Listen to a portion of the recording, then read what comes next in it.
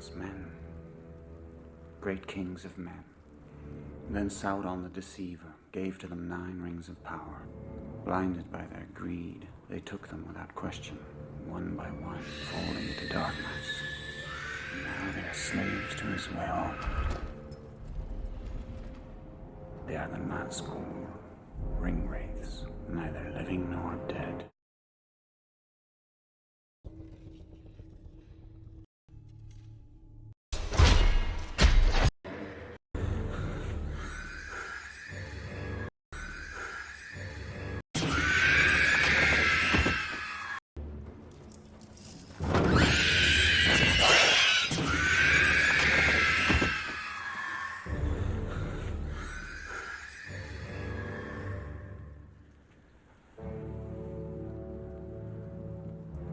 What are they? They were once men, great kings of men. Then Sauron the Deceiver gave to them 9 rings of power. Blinded by their greed, they took them without question, one by one, falling into darkness. Now they are slaves to his will. They are the Nazgul, ring wraiths, neither living nor dead.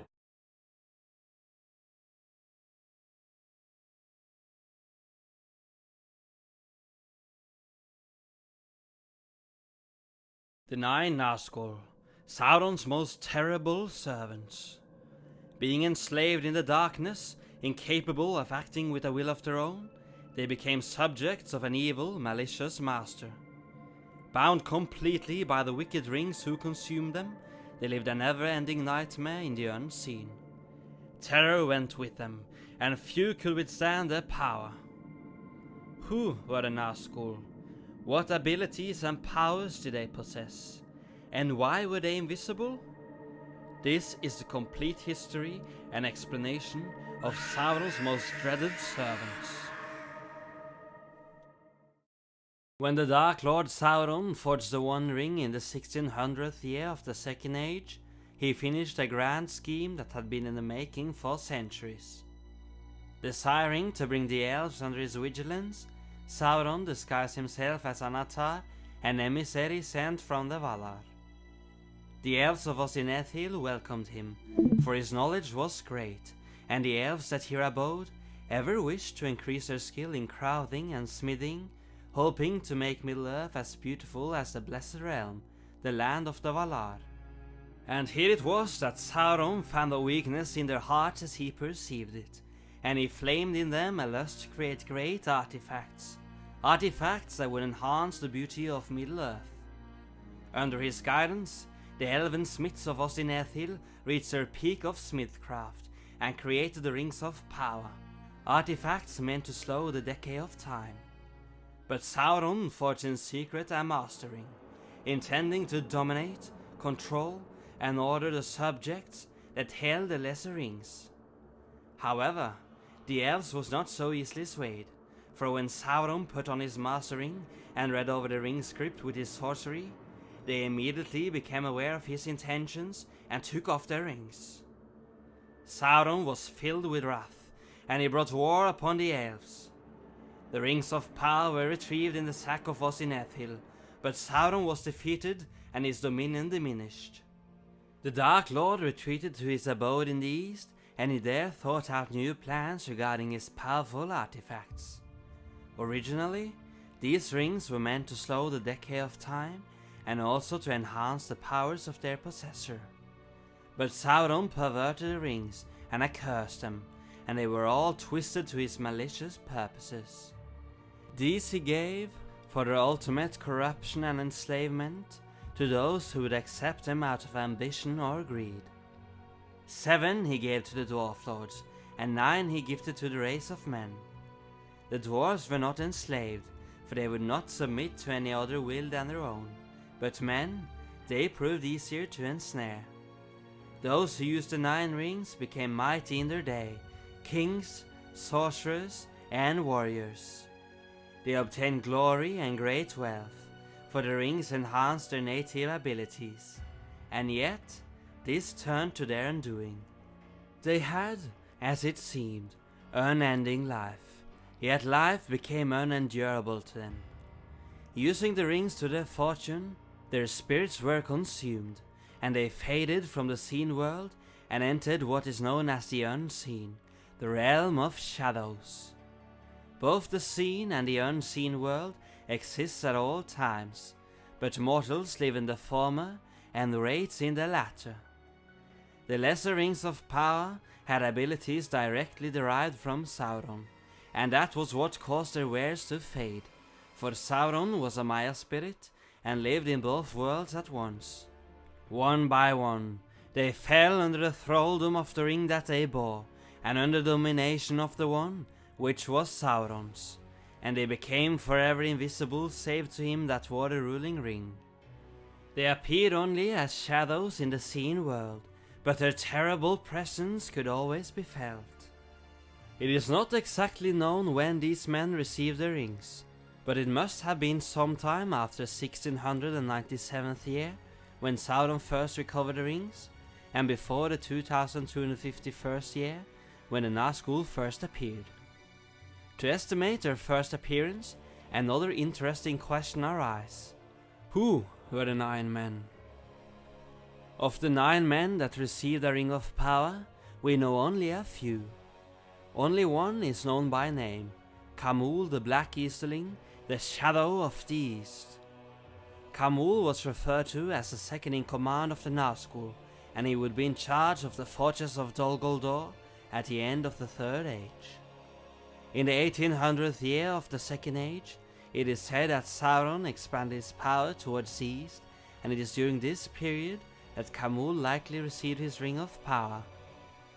The identities of the other Nazgul are vague, but it is said that 3 were great lords of the Númenórean race. While not confirmed, multiple sources are indicating that the Witch King of Angmar, the chief of the Nazgul, were of the Númenórean race.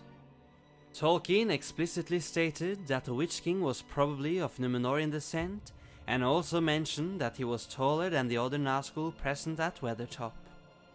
The Númenóreans was known to be men both taller in stature and more powerful than other races of men, and I find it likely that the Witch King was true of Númenórean heritage based on these statements. So what about the 2 other Númenóreans? Tolkien stated that a shadow fell upon the men of Númenor during the same period as Sauron expanded his power in the east. The Númenóreans made settlements on the west shores, and these became strongholds of lords seeking wealth. This is no coincidence, and I find it easy to imagine that these ambitious men, blinded by greed, willingly accepted the rings offered to them. Where these 3 Númenórean lords had settled are unknown, but it is not unlikely that they abode in the lands of Harad. The identities of the 5 remaining ring wraiths will remain a mystery, but there are some interesting theories. We know that Sauron headed to the east, and there gifted a ring to Khamûl, but it is unlikely that this was the only ring he gifted in this area. The east was enormous, just as vast as the western part of Middle-earth.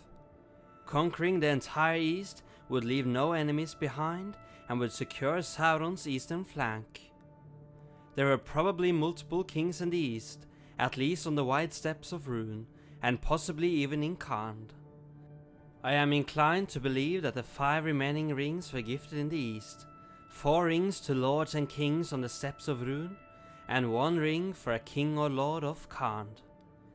Sauron had conquered the entire east and south centuries later, and this further supports this theory. Sauron's sway over the east and south must have been greatly strengthened by the Nazgul. For the next millennia, nothing is known about the Nazgul and their influence upon the events in Middle-earth. Their powers must have been very great, greater than they were during the War of the Ring, for Sauron still held the Master Ring. The enhanced power caused by the One Ring must have been present in the ring wraiths, and they must have been very terrible during the rest of the Second Age.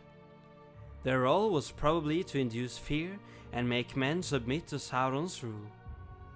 The Nazgul was likely in charge of Sauron's dominion, while he was taken prisoner to Númenor. Their role during the War of the Last Alliance is unknown, but they might have acted as commanders as they did during the War of the Ring. Even though Sauron still held his ring and their powers were enhanced, they themselves had no physical power against the fearless. The fear they inspire was their main weapon, something which could leave their enemies quaking on the ground. However, the enemies Sauron faced during this war were very great, frightening elf lords and terrible Númenóreans. The elves in particular did not fear the Ringwraiths, for those who have dwelt in the Blessed Realm live at once in both worlds, and against both the seen and the unseen they have great power. Following the defeat of Sauron and his loss of the One Ring, the Ringwraiths faded into the shadows and did not make their appearance for over a millennium. They did not perish, for their fate were intertwined with the One Ring and with Sauron, and the enchantment that bound them to the rings would not be broken as long as the One Ring existed. However, the loss of the ruling ring meant that the power of the Ringwraiths was greatly diminished. In the 1300th year of the Third Age, the Nazgûl reappeared, and their dread and horror were once again felt in Middle-earth, for their master were recovering.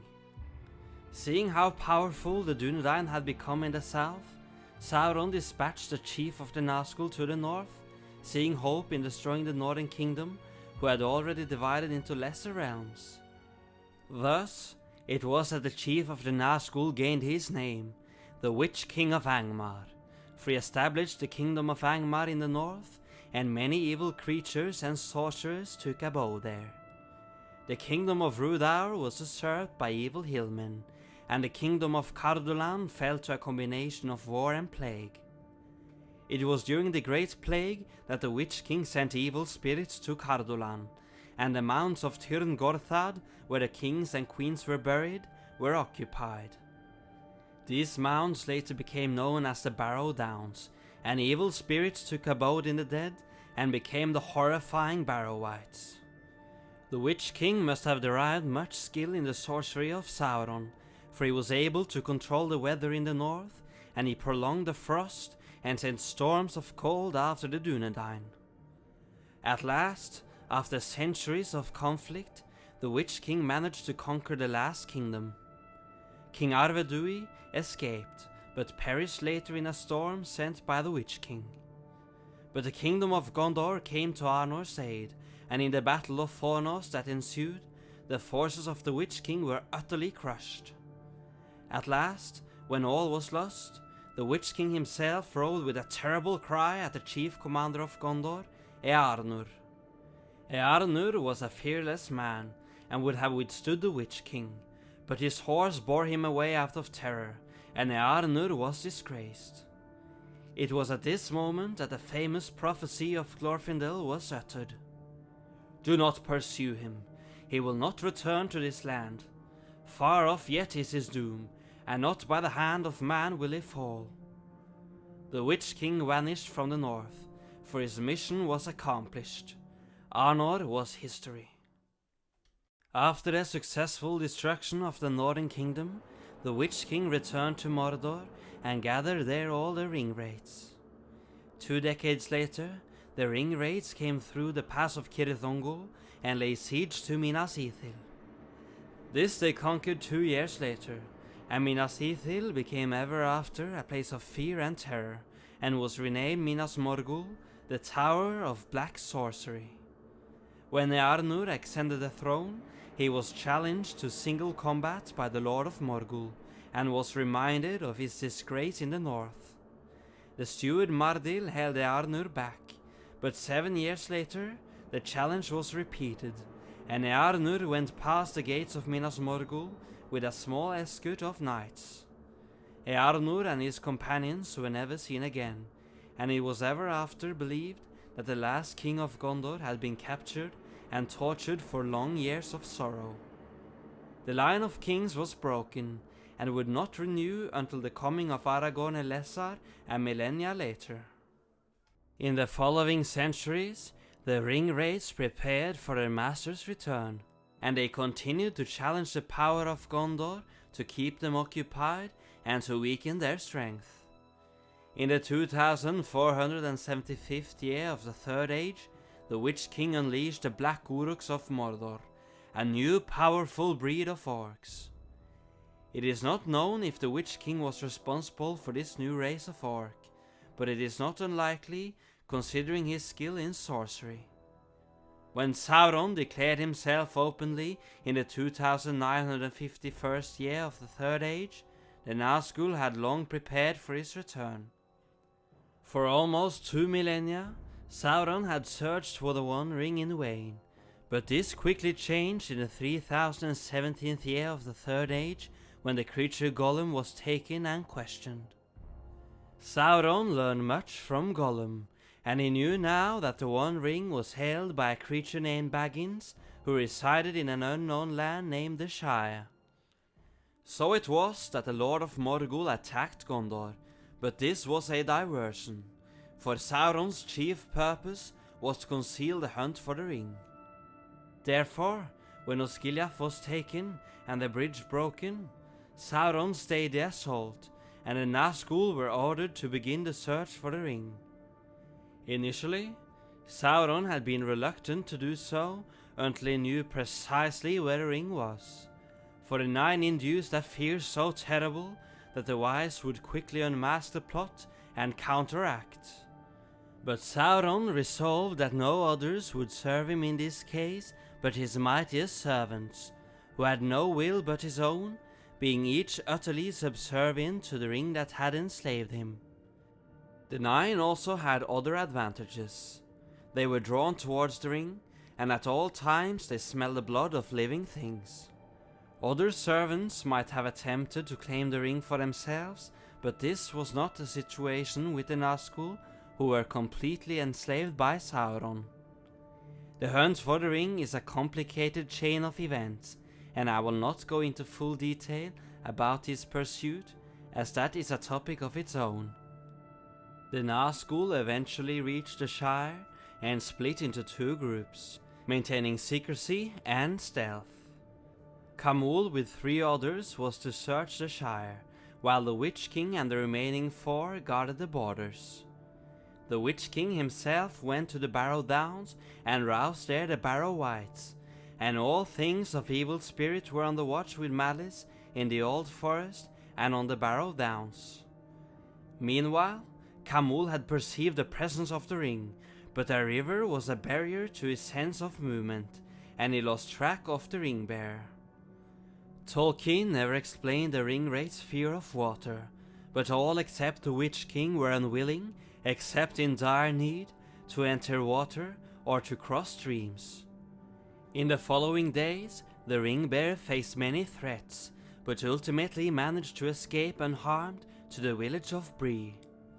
Here the Nazgul attacked him at the Inn of the Prancing Pony, taking advantage of the spies in their service. While the attack itself was largely unsuccessful, they achieved some success in slowing down the advance of the ring-bearer. But the Ringwraiths went into the wild, deciding to strike at a dark and desperate place. But Gandalf the Grey came, and the Ringwraiths fled from his presence in the daytime, for they could sense his anger and wrath. During the daytime, the power of the Ringwraiths is diminished, and they cannot travel in sunlight without going astray.